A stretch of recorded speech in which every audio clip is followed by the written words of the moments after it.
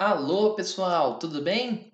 E aí, como é que foram os estudos? Conseguiram pegar as 10 dicas para entender trigonometria que nós vimos na semana passada? Espero que sim.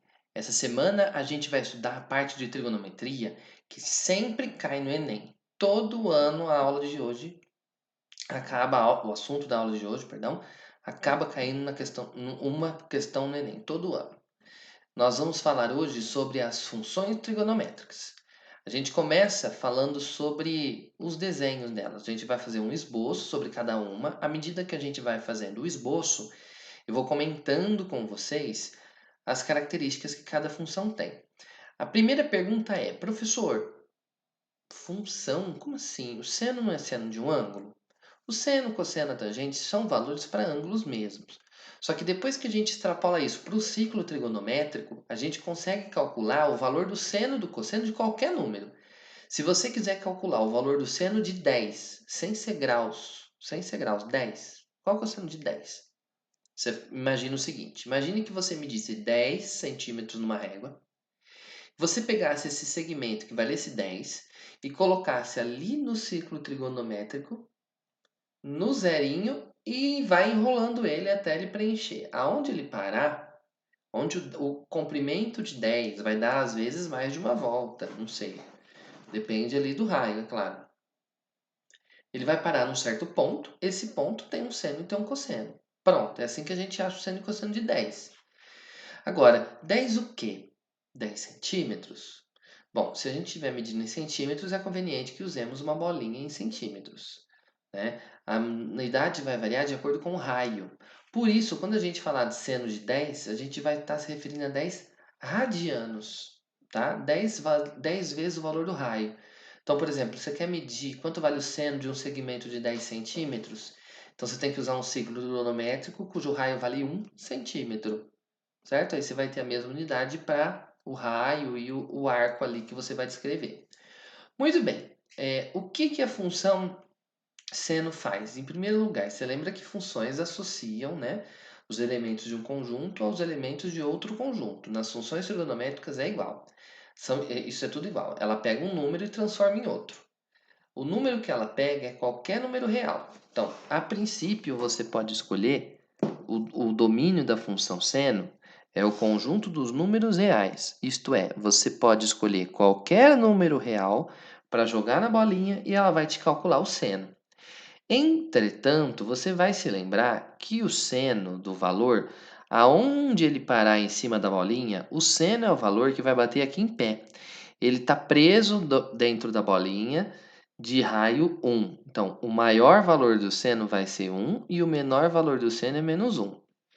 Então, para a função seno ficar bem definida, a gente vai dizer que ela transforma qualquer número real em um número que está no intervalo de menos 1 a 1, associando a cada valor x um certo valor y que corresponde ao seno desse x. Existem alguns valores-chave que a gente vai usar para começar a desenhar o gráfico. Veja só, por exemplo, para 0 grau, vamos pôr 0 radiano, já que a gente está analisando aqui. Ó. Repare que os radianos vão aparecer no eixo x. A medida do radiano ou a medida em graus. Aqui eu já estou mais ou menos em escala, tá vendo? O π é 3, e um pouquinho, 3,14. O π sobre 2 é metade do π e assim por diante. Então você vai ver como é que o gráfico fica mais ou menos em escala. Vamos lá. Quando o ângulo é zero, quando você não gira nada em cima da bolinha, a hora que você procura o seno dela está aqui, nem para cima nem para baixo. Para quem não se lembra, o seno de zero é zero. Então nós vamos combiná-la no desenho, o zero com o zero. Está aqui, é a origem. Agora, quando o ângulo vale 90 graus, π sobre 2, você gira até aqui e o seno desse cara já está no máximo que ele chega ali na bolinha, 1. Então, nós vamos combinar o pontinho. Quando x vale π sobre 2, o seno dele vale 1. Está aqui. Quando x vale 180, você vai girar até o 180, vai olhar no eixo que está em pé, pum, bateu aqui. Nem para cima nem para baixo, o seno vale 0. Então, no π, o seno vale 0. No 3π sobre 2, no 270 graus, Você vai girar até aqui embaixo e o seno vai estar aqui embaixo no menos 1. Então, quando x vale isso, o seno dele vai valer menos 1, como você vê aqui alinhadinho com menos 1, ó, no pontinho do grafo.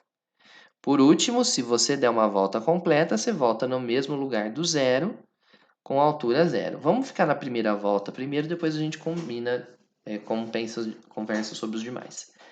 O turma, observe que esses pontos já me sugerem que o gráfico tem um certo desenho. Para ter certeza, por exemplo, ele podia ser assim. Ou ele podia ser, sei lá, assim.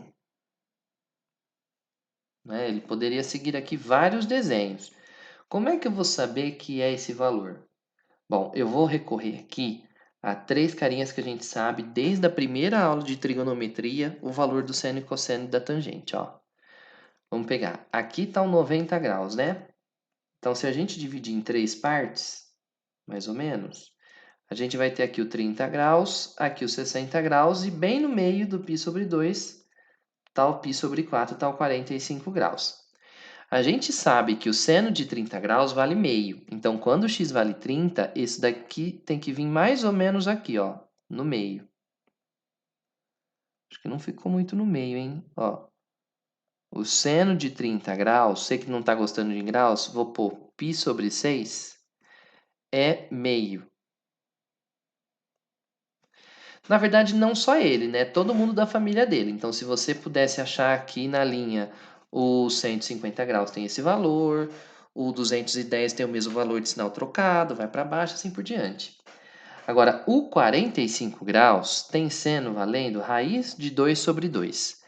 A raiz de 2 é mais ou menos 1,4. E quando você divide isso por 2, você vai ficar com mais ou menos 0,7. Ó. Aqui no meio é o 75. Então, um pouquinho mais para baixo deve estar o 0,7, correspondente aproximadamente ao valor do seno de 45 graus. Eu vou botar aqui, ó, meio, vou botar assim, ó, para poder caber tudo. Raiz de 2 sobre 2, tá aí. Agora, o seno de 60 graus é raiz de 3 dividido por 2. A raiz de 3 é 1,73. Dividido por 2 dá 0,86. Está lá no alto, quase chegando no 0,90, vamos dizer assim, ó, mais ou menos. Né? Observe que os pontos, se eu quiser traçar uma linha reta, eu já não consigo. Tá vendo? Eu vou ter que traçar uma linha curva daqui, passando daqui para lá, ó, mais ou menos assim.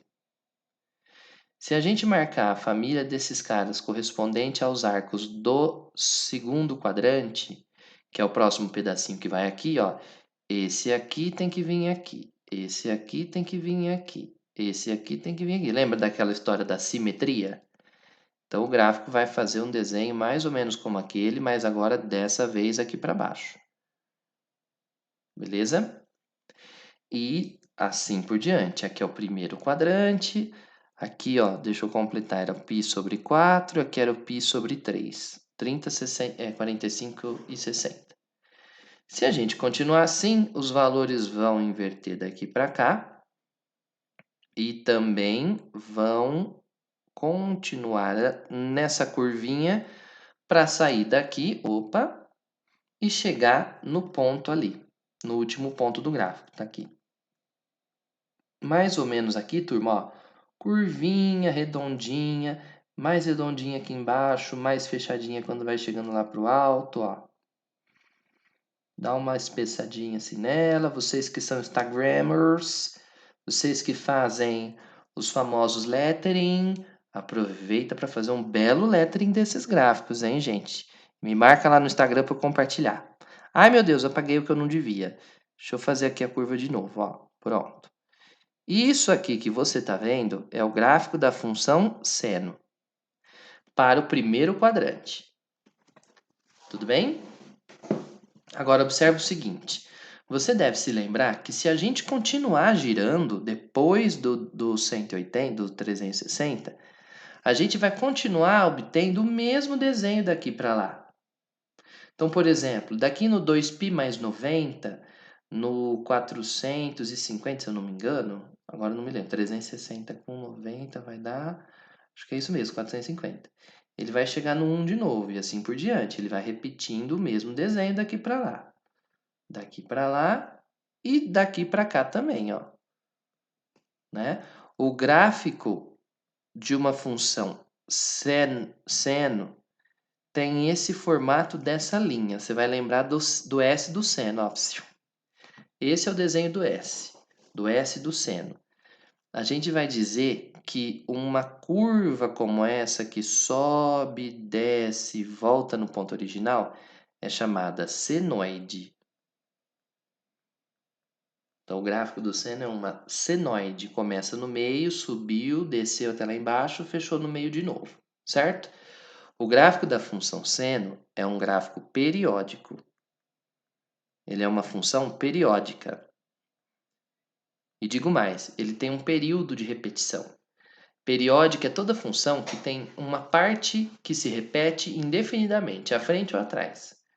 O gráfico da função seno é o gráfico periódico com período 2π. É necessário dar uma volta inteira para que ele volte a repetir o que ele tinha no início. Agora, além disso, a função seno, veja só, ela é uma função limitada, tadinha. Limitada. Isso quer dizer o quê? Ela tem máximo e mínimo que ela nunca ultrapassa. O seno de um arco, você já sabe, é um valor sempre entre -1 e 1. Ele nunca fica abaixo de -1 e nunca acima de 1. Então, toda vez que você olhar para a expressão seno, o máximo valor que essa expressão tiver, independente do ângulo que tiver lá dentro, o máximo sempre vai ser 1 e o mínimo sempre será -1. Ok?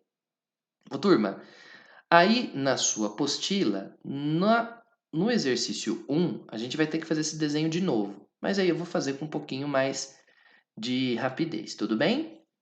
Olha, então esse daqui é o gráfico da função seno. Se alguém te pedir a partir de agora, você lembra que o seno começa no 0, sobe até o 1, desceu no -1, fechou de novo. O nome do gráfico do seno é senoide. Agora, vamos ver como é que fica o gráfico do cosseno? Ô, turma, o cosseno tem algumas características semelhantes também. O cosseno é uma função que transforma qualquer número real também em um número que fica entre -1 e 1. Afinal, você lembra, o cosseno fica deitado aqui dentro. Ele nunca passa para fora da bolinha, nem para um lado nem para o outro. Portanto, a função cosseno também é limitada. Tadinha. E você sabe que quando a gente termina a primeira volta, a função cosseno volta a apresentar os mesmos valores do início. Portanto, ela também é uma função periódica. Eu subi para conferir a cor da minha notação de periódica, tá?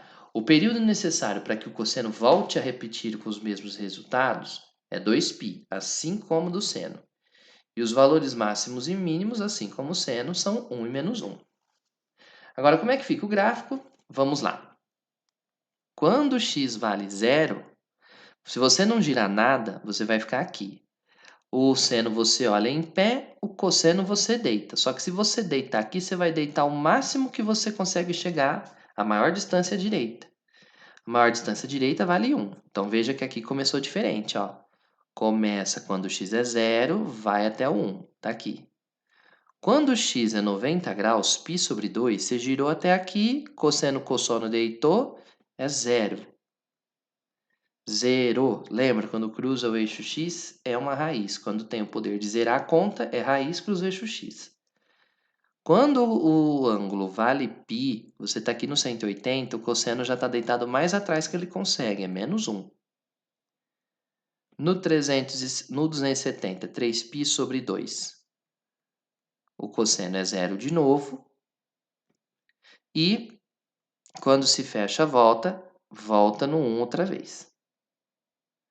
Turma, a curva é bem semelhante à curva anterior. É uma curva suave, redondinha nas extremidades. Então, na hora de fazer o desenho, a gente vem daqui para cá. Se você quiser fazer um gráfico mais completo, é claro, você pode colocar mais valores. Mas a gente está interessado aqui só no esboço principal para entender como é que ela varia. Daqui para cá. daqui, curvinha redondinha aqui embaixo, para o outro ponto, olha lá. Mais ou menos, ó, não é meio círculo, viu, gente? É mais redondinho assim, mais esticando perto do máximo e do mínimo. E mais redondinho aqui, ó, quando estiver passando na raiz. Pronto, olha lá, ó. Muito bem. Ô, turma, para quem não percebeu, eu vou repetir o que eu falei no último grafo, ó. Do 0 até o 90 graus, aqui é o primeiro quadrante. No primeiro quadrante, você sabe que o cosseno é positivo, porque o gráfico dele está para cima. No segundo quadrante, ou seja, de 90 até 180, o cosseno vai para trás, é negativo, ó. Os mesmos sinais que você observa lá no ciclo trigonométrico são os mesmos sinais que a gente observa aqui. E também tem muitas coincidências que a gente pode ficar discutindo aqui, mas por enquanto o que interessa para nós é compreender o desenho. Ô, turma, observe a diferença do gráfico da função cosseno para o gráfico da função seno. A função seno, ó, função seno, ela começa no 0, sobe até o 1, desceu, fechou. A função cosseno não. A função cosseno começa no 1, desce ao -1 e volta a ficar no 1.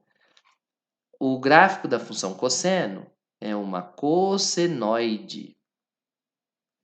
Na verdade, se você pegasse, vamos ver se eu consigo, tirar essa parte daqui e encaixar aqui, você vai ver que na verdade a cossenoide e a senoide são praticamente a mesma linha, apenas aí com uma mudança de um quadrante, ou seja, de 90 graus, né? De π sobre 2, aí uma diferença de uma para outra. Turma, quando a gente chega no 2π, a gente fecha e começa a repetir tudo de novo. Então, volta a continuar o gráfico daqui para lá. E aqui daqui para trás, quando você anda ao contrário, também, mesma coisa. Então, o gráfico da função cosseno também é um gráfico periódico de período valendo 2π, beleza? Então, vou repetir mais uma vez. O domínio das duas funções é todos os reais, é o conjunto de todos os reais. Qualquer número você consegue calcular. Daqui a pouco eu vou te mostrar o gráfico, você vai ver isso mesmo, o seno e o cosseno de qualquer número. Agora, a senoide e a cossenoide, elas têm imagem também igual. A imagem é de -1 até 1. O gráfico nunca vai passar daqui, ó. Ele nunca vai passar para baixo do -1 nem acima do 1, esse gráfico limpo com a função cosseno, porque ele nunca sai de dentro da bolinha, né? Então ele tem essa característica que também é expressa pelo gráfico. Agora, o que é importante você saber além de saber disso? É importante saber também o que acontece com as alterações nos gráficos, tá? A partir de uma fórmula, por exemplo, seno de x, a gente pode fazer algumas alterações. Você pode, por exemplo, pegar o seno e somar 2. Ou pegar o seno, somar 2, mas antes de somar o 2, multiplicar o seno por 3. Você pode pegar o ângulo e dividir por 2. Você pode pegar esse ângulo, dividir por 2 e somar 4π, por exemplo. E aí vira uma função composta, gigantesca. Cada um desses coeficientes vai ter uma variação específica no gráfico. E para você entender isso de uma maneira bem prática, eu preparei aqui um aplicativo Rapidex para você acompanhar comigo. Veja só. Então, aqui onde você vê trig, é função trigonométrica. Pode ser seno, cosseno e pode ser até tangente. Aliás, antes que você reclame, eu vou te mostrar o gráfico da tangente no fim da aula, porque ele é menos cobrado em vestibular. Nós vamos nos ater, então, a tudo aquilo que mais cai. Depois a gente vê da tangente. Veja só. Ó, aqui no aplicativo que eu separei. Aqui, turma, eu tenho o plano cartesiano. Observe que ele já está graduado aqui de π sobre 2 em π sobre 2. Consigo dar zoom aqui em alguns pontos e tal. Aqui eu tenho a função seno, representada nesse desenho. Veja só, turma, a função seno aqui está representada por essa função. Ó. Nessa função que você vê aqui nesse gráfico, o A vale 0, então é como se não tivesse nada aqui. O B vale 1, então é 1 seno. Aqui está escrito em inglês, porque o programa só entende desse jeito a fórmula. O C vale 1 e o D vale 0. Então isso daqui é o gráfico do seno de x mesmo. Repara que se eu tirar o zoom, você vai ver que o seno de x continua indefinidamente para frente ou para trás, sempre com o mesmo desenho, sempre da mesma maneira. beleza? Ele sempre aparece do mesmo jeito para frente e para trás. Esse pedacinho que vai daqui do 0 até o 2π é o período que se repete indefinidamente, tanto para frente quanto para trás. Agora, o que eu quero que você veja? As alterações que esse carinha da frente vai provocar se você pegar e somar alguma coisa ao seno. Por exemplo, o que acontece com o seno se você, ao invés de deixar somando 0 com ele, você somar 1? Veja só, o gráfico da função original, quando você não soma nada, quando você soma 0, ele está aqui. Somou meio, está ali. Somou 1, está ali. 1,5, 2, 3, 2,5, 3, 3,5, 4. Agora, se você for pegar a original e subtrair, a menos meio, menos 1, menos 2, menos 2,5, menos 3. Observe, ó, à medida que você pega esse parâmetro que soma com o seno e varia ele, observe que o gráfico sobe e desce, sobe e desce. Lembra que a gente se orienta no seno pela linha do meio, ó, 0, subiu, desceu, fechou. A linha do meio, se tiver 2, ela sobe 2. Ó, a linha do meio do gráfico veio parar no 2, tá vendo? Veio parar no 2. Se você pegar e colocar menos 2, a linha central do gráfico vai parar lá no menos 2 também. É como se fosse um eixo aqui, né, ó, desse gráfico. Então, de maneira geral, a gente pode tirar uma conclusão a partir disso da seguinte maneira: o parâmetro A provoca deslocamento vertical. Se você aumentar o A, o gráfico sobe. Se você diminuir o A, o gráfico desce. Então, você olha pela linha do meio, né? Esse carinha que você coloca a mais ou a menos, ele vai provocar o efeito deslocamento na vertical. Se um sobe, se ele for positivo, o gráfico sobe. Se ele for negativo, o gráfico desce. Vou fazer a setinha completa, ó. Não gostei, vou fazer outra vez. Se o A for positivo, ele sobe tantas unidades. Se você pegar o seno e somar tanto, ele sobe duas. Duas, três, sei lá quantos que você somou. Se você subtrair, ele desce. Então, esse parâmetro que acompanha a mais ou a menos, quando ele soma por fora do seno, o gráfico sobe e o gráfico desce. Na verdade, turma, tecnicamente, isso aqui não era para ser uma novidade para você.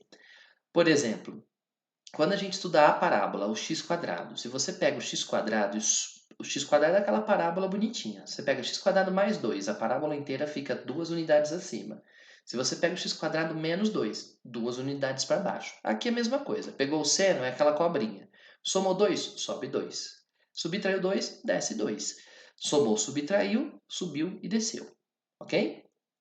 Agora, vamos ver o que acontece quando a gente soma ou subtrai lá dentro do seno, quando você não subtrai, você não soma, subtrai o resultado do seno, mas sim o ângulo. Veja só aqui o próximo parâmetro, que é o parâmetro D. No parâmetro D, ó, aqui o D vale 0, então eu não estou somando nada no ângulo, eu estou com 1x, porque o C vale 1, ó, 1x. Então, aqui, gente, ó, veja o que vai acontecer. À medida que eu vario, olha que estranho. Quando eu aumento, o gráfico vai para trás. Quando eu subtraio, o gráfico vai para frente. Tá vendo? Ele anda no sentido oposto. O parâmetro D, quando ele está sozinho, ele provoca deslocamento na horizontal. Repara que eu nem anotei aqui o parâmetro D, porque pode acontecer do D não estar sozinho, do C estar ali acompanhado. Então, nós vamos deixar para anotar daqui a pouco melhor, mas por enquanto eu vou fazer uma anotação assim, ó. O D, quando você aumenta, ao invés dele ir para o lado que era para aumentar, ele vai para o lado contrário. Então, se você aumenta, ele diminui. Ele volta, né? O gráfico se desloca para a esquerda. Se você diminui, ele desloca para o lado de lá. Então, de novo, ó, o gráfico aqui. Se, à medida que você aumenta o D, ó, você vai aumentando para um lado, mas o gráfico está indo para o outro. Você vai diminuindo o D para um lado e o gráfico está indo para o outro. Então, é um efeito meio que reverso aí, um deslocamento horizontal reverso. Já te dou mais detalhes daqui a pouco. Ó, Por falar nisso, como é que funciona na função cosseno? Ó, cosseno. É quase o mesmo gráfico, só que tem aquela diferença de 90 graus, como eu comentei para vocês. Ó. Se você pegar o cosseno e somar essa carinha por fora, ó, mesma coisa, é o mesmo desenho original, subindo ou descendo à medida que você soma ou subtrai o A. Por fora, né, do cosseno. Por dentro a mesma coisa, à medida que você aumenta o D, o gráfico vai no sentido contrário. Quer ver? Ó? Aumenta o D, ele vai andando para trás. Diminui o D, ele vai andando para frente, tá vendo? Também tem essa questão do deslocamento horizontal. Mas eu não anotei ele aqui sozinho, já te explico de novo daqui a pouco o porquê, tá? Ó, para fechar essa aula, deixa eu só te mostrar o que acontece quando você multiplica por alguém. Por exemplo, esse aqui é o gráfico de 0 mais 1 cosseno de 1x mais d, mais nada. Isso aqui é o gráfico do cosseno normal, ó. Quando vai 0 vai dar 1, no 180 dá menos 1, tarará. Beleza. Agora, e se eu pegar esse cosseno e multiplicar por alguém? Olha só. Se eu pegar esse b e multiplicar, ó, aqui eu tenho um cosseno. O máximo cosseno é 1.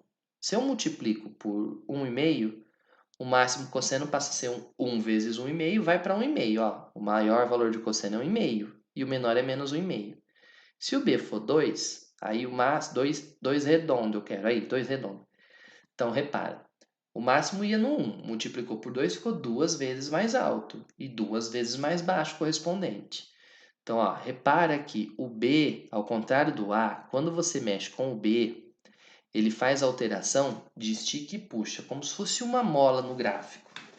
Afinal, por que ele não altera esses valores aqui? Turma, esses valores são zero. Se você multiplica zero por alguma coisa, ele não sai do lugar, ele continua no mesmo lugar. Então, olha só, à medida que você aumenta o B, ele vai esticando, à medida que você diminui, o B ele vai se contraindo. E atenção, se o B for negativo, ele inverte, ó. Ó, o B igual a 1, tá aqui o desenho geral que a gente conhece, ó, sinais positivo, negativo, positivo. Agora, se o B for negativo, menos 1. Ele inverteu, ó. O gráfico original que estava seguindo esse desenho, agora está seguindo o desenho de ponta cabeça. Mesma coisa com o seno, ó. Se você pega o seno, ó lá, multiplica, ele também faz estica e puxa. Se você pegar o negativo, ele vai inverter de ponta cabeça, ó lá, vai ficar de ponta cabeça. Ok? Então vamos anotar isso daqui rapidex. Ó, esse cara que multiplica a função, quem multiplica a função faz o efeito mola na vertical. Faz esse efeito mola na vertical. Ele vai alterar a amplitude do gráfico. Altera a amplitude. Turma, alterar a amplitude é mudar os valores máximos e mínimos. Certo? Agora, para finalizar, finalmente, o que acontece quando a gente multiplica por dentro aqui, ó? Repara, eu vou aumentar o cara que está multiplicando o x, ó, o acompanhante do x, ó. De 1 eu vou mudar para 2. Pronto. Presta atenção. Vamos ver se eu consigo voltar. Não consigo. Deixa eu voltar a mão. Pum, pum. Ó, aqui o C vale 1. Tá vendo o desenho? Agora eu vou dobrar o C. Pum. Ó, aonde cabia um desenho, que era de 0 a 2π, agora cabe em 2. Isso significa que o período mudou. Demorava 2π para voltar a repetir. Agora demora 1π só. Agora veja só. Aonde cabiam, originalmente, onde cabia um período, quando C vale 2, agora cabem 2 períodos. Quando C vale 3, cabem 1, 2, 3 períodos. E assim por diante. Se o C for 4, vai caber 4 períodos ali no mesmo pedaço. Por outro lado, se o C for meio, se o C for, onde C é 1, se o C for meio, aonde cabia um período, agora cabe só metade dele. Tá vendo? O período agora, ao invés de ser 2π, agora é 4π. É ao contrário, tá vendo? A gente diz de uma maneira simples que o parâmetro C produz um efeito mola na horizontal. mas é um efeito mola ao contrário. Se você volta no desenho, se você aumenta o C, ao invés de esticar, ele se aperta. E se você diminui o C, ele vai ficando cada vez mais aberto, tá vendo? É ao contrário. Então a gente fala que o C altera o período. Altera o período da função. Repara que o período fica de maneira inversamente proporcional a esse coeficiente. Por isso a gente vai dizer que o período das funções seno e cosseno são 2π as originais, divididos por esse C em módulo. Tira o sinal se você for fazer essa divisão. Então, por exemplo, volta aqui no desenho. O período tradicional é 2π, quando o C vale 1. Se o C vale 2, o período agora é 1π sozinho, que é 2π dividido por 2. Se o C valer 4, por exemplo, para ficar mais fácil, o período original era 2π, dividido por 4 vai dar meio π. De fato, ó, demorou meio π para voltar onde estava o original, né, para reiniciar a contagem do gráfico. Beleza? Por falar em reiniciar contagem do gráfico, deixa eu te mostrar o que acontece se eu alterar esse cara aqui, por exemplo, e esse cara aqui, por exemplo, juntos, ó. Repara, o que é que vai acontecer? Se você mudar esses dois, a raiz disso aqui é quem vai dar o primeiro valor desse gráfico. O primeiro valor do seno acontece quando o ângulo aqui dentro é zero, não é? Então, quando o ângulo é zero, o gráfico vai começar aqui. Esse carinha aqui é o valor que tem o poder de zerar essa expressão. Então, a última dica que eu vou anotar aqui é que a raiz, acho que raiz não tem acento. A raiz de cx mais d, a conta que está lá dentro da função, a raiz de quem está lá dentro da função do cx mais d, marca o início